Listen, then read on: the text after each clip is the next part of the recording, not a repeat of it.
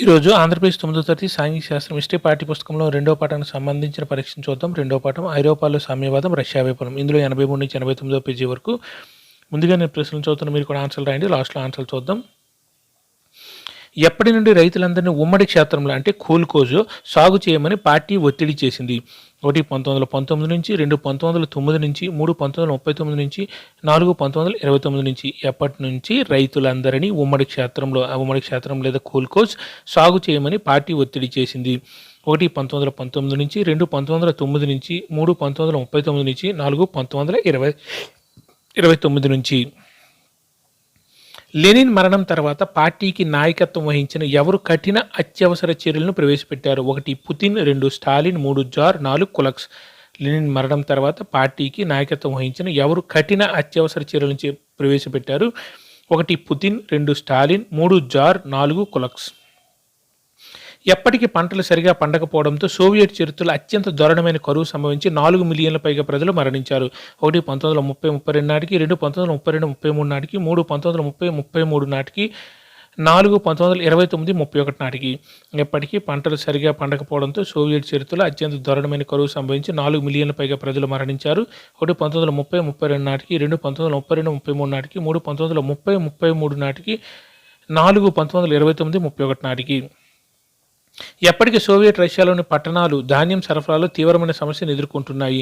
1 1927-29 నాటికి, 2 1928-30 నాటికి, 3 1917-1918 నాటికి, 4 1927-1930 నాటికి. ఎప్పటికీ సోవియట్ రష్యాలోని పట్టణాలు ధాన్యం సరఫరాలో తీవ్రమైన సమస్యను ఎదుర్కొంటున్నాయి? 1 1927-29 నాటికి, 2 1928-30 నాటికి, 3 1917-1918 నాటికి, 4 1927-1930 నాటికి. ఆర్థిక వ్యవస్థ ఎలా పనిచేయగలదో అంచనా వేసిన అధికారులు ఎంత కాలానికి లక్ష్యాలను నిర్దేశించారు? 1 6 ఏళ్ల కాలానికి, 2 5 ఏళ్ల కాలానికి, 3 4 ఏళ్ల కాలానికి, 4 7 ఏళ్ల కాలానికి. ఆర్థిక వ్యవస్థ ఎలా పనిచేయగలదో అంచనా వేసిన అధికారులు ఎంత కాలానికి లక్ష్యాలను నిర్దేశించారు? 1 6 ఏళ్ల కాలానికి, 2 5 ఏళ్ల కాలానికి, 3 4 ఏళ్ల కాలానికి, 4 7 ఏళ్ల కాలానికి. మాగ్నిటోగోర్స్క్ నగరంలో స్టీల్ ప్లాంట్ నిర్మాణం ఎన్ని ఏళ్లలో పూర్తయింది? 1 5 ఏళ్లలో, 2 4 ఏళ్లలో, 3 3 ఏళ్లలో, 4 2 ఏళ్లలో. మాగ్నిటోగోర్స్క్ నగరంలో స్టీల్ ప్లాంట్ నిర్మాణం ఎన్ని ఏళ్లలో పూర్తయింది? 1 5 ఏళ్లలో, 2 4 ఏళ్లలో, 3 3 ఏళ్లలో, 4 2 ఏళ్లలో. అంతర్యుద్ధం సమయంలో ఎవరు పరిశ్రమలు, బ్యాంకులను జాతీయకరించారు? 1 బోల్షివిక్లు, 2 జాతీయవాదులు, 3 సామ్యవాదులు, 4 ఉదారవాదులు. అంతర్యుద్ధం సమయంలో ఎవరు పరిశ్రమలు, బ్యాంకులను జాతీయకరించారు? 1 బోల్షివిక్లు, 2 జాతీయవాదులు, 3 సామ్యవాదులు, 4 ఉదారవాదులు. వ్యవసాయ క్షేత్రాలు చిన్నవిగా ఉండటం వల్ల ధాన్యం కొరత ఉందని వాదించారు. ఎప్పుడు రైతులకు భూమి ఇచ్చారు? 1 1916 తర్వాత, 2 1918 తర్వాత, 3 1919 తర్వాత, 4 1917 తర్వాత. వ్యవసాయ క్షేత్రాలు చిన్నవిగా ఉండడం వల్ల ధాన్యం కొరత ఉందని వాదించారు. ఎప్పుడు రైతులకు భూమి ఇచ్చారంటే 1 1916 తర్వాత, 2 1918 తర్వాత, 3 1919 తర్వాత, 4 1917 తర్వాత.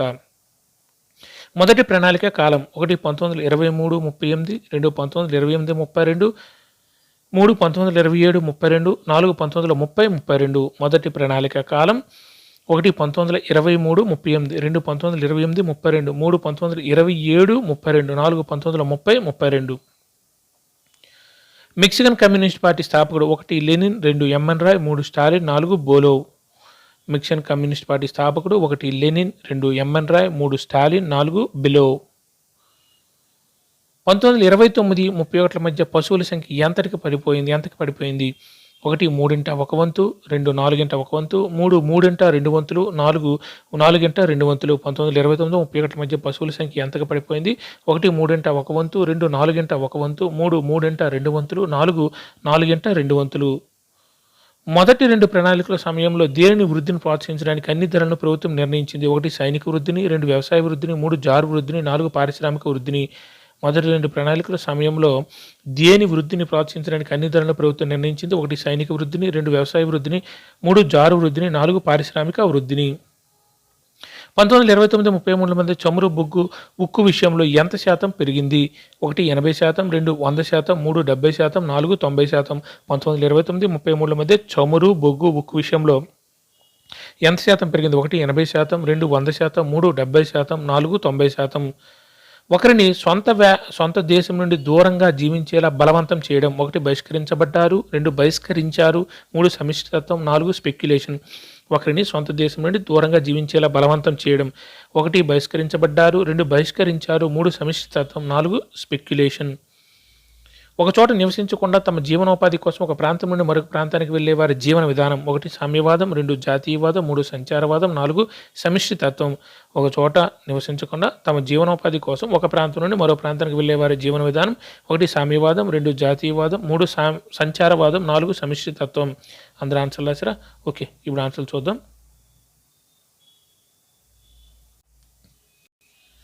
ఎప్పటి నుండి రైతులందరినీ ఉమ్మడి క్షేత్రంలో కోలుకోజు సాగు చేయమని పార్టీ ఒత్తిడి చేసింది? కరెక్ట్ ఆన్సర్ 4 1929 నుంచి. ఎప్పటి నుంచి రైతులందరూ ఉమ్మడి క్షేత్రం లేదా కోలుకోజు. ఉమ్మడి క్షేత్రం అంటే కోలుకోజు అంటే మొత్తం అన్ని రైతుల యొక్క భూములన్నీ తీసుకొని ఒక దగ్గర పెట్టి ఒక ఉమ్మడి వ్యవసాయం చేసేవారు. అటువంటి సాగు చేయమని పార్టీ ఎప్పుడు ఒత్తిడి చేసిందంటే రైతుల్ని 1929 నుండి. Correct answer 4.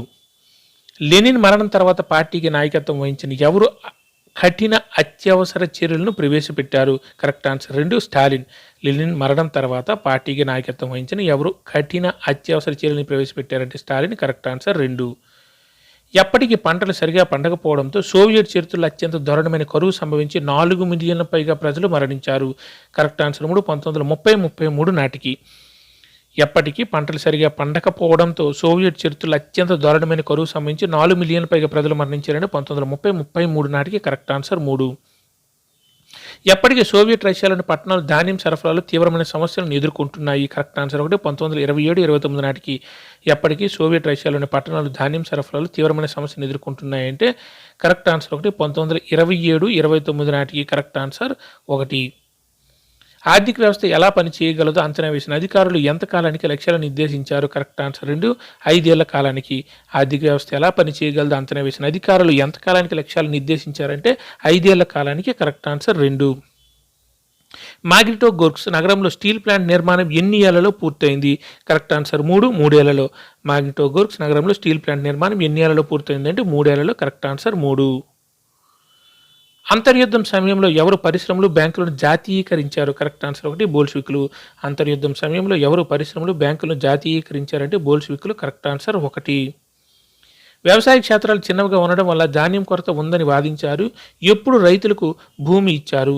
కరెక్ట్ ఆన్సర్ 4 1917 తర్వాత. వ్యవసాయ క్షేత్రాలు చిన్నవిగా ఉండటం వల్ల ధాన్యం కొరత ఉందని వాదించారు. ఎప్పుడు రైతులకు భూమి ఇచ్చారంటే 1917 తర్వాత భూములు ఇచ్చారు. Correct answer 4. మొదటి ప్రణాళిక కాలం. కరెక్ట్ ఆన్సర్ 3 1927 నుంచి 1932. మినిమం 5 సంవత్సరాలు ఉండాలి కదా, వాళ్ళు పంచవర్ష ప్రణాళికలు ప్రవేశపెట్టారు కదా. అయితే మొదటి ప్రణాళిక కాలం 1927 నుంచి 32, 5 సంవత్సరాలు ఇక్కడ క్లియర్గా కనిపిస్తుంది. కాబట్టి correct answer 3. Mexican communist party స్థాపకుడు? Correct answer 2 MN Roy. Mexican communist party స్థాపకుడు ఎవరంటే ఎంఎన్ రాయ్. Correct answer 2. 1929-31 మధ్య పశువుల సంఖ్య ఎంతకి పడిపోయింది? కరెక్ట్ ఆన్సర్ 1 3 1 వంతు. 1929-31 మధ్య పశువుల సంఖ్య ఎంతకి పడిపోయింది అంటే 3 1 వంతు. ఎందుకంటే రైతులు పశువులను చంపేశారు కదా. Correct answer 1.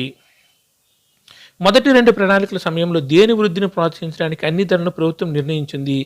కరెక్ట్ ఆన్సర్ 4 పారిశ్రామిక వృద్ధిని. మొదటి 2 ప్రణాళికల సమయంలో దేని వృద్ధిని ప్రోత్సహించడానికి అన్ని ధరలను ప్రభుత్వం నిర్ణయించిందంటే పారిశ్రామిక వృద్ధిని. Correct answer 4.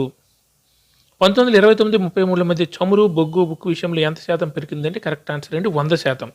1929-33 మధ్య చమురు, బొగ్గు, ఉక్కు విషయంలో ఎంత శాతం పెరిగిందంటే 100% పెరిగింది. Correct answer 2. ఒకరిని సొంత దేశం నుండి దూరంగా జీవించేలా బలవంతం చేయడం. కరెక్ట్ ఆన్సర్ 1 బహిష్కరించబడ్డారు. ఒకరిని సొంత దేశం నుండి దూరంగా జీవించేలా బలవంతం చేయడం ఏమంటారు? బహిష్కరించబడ్డారు. Correct answer 1. ఒక చోట నివసించకుండా తమ జీవనోపాధి కోసం ఒక ప్రాంతం నుండి మరొక ప్రాంతానికి వెళ్ళే వారి జీవన విధానం. Correct answer 3 సంచారవాదం. ఒక చోట నివసించకుండా తమ జీవనోపాధి కోసం ఒక ప్రాంతం నుండి మరో ప్రాంతానికి వెళ్ళే వారి జీవన విధానాన్ని ఏమంటారంటే సంచారవాదం. Correct answer 3. అందరూ ఎగ్జామ్ రాశారా? కింద ఆన్సర్లో ఉన్నది చూసుకోండి. Thank you.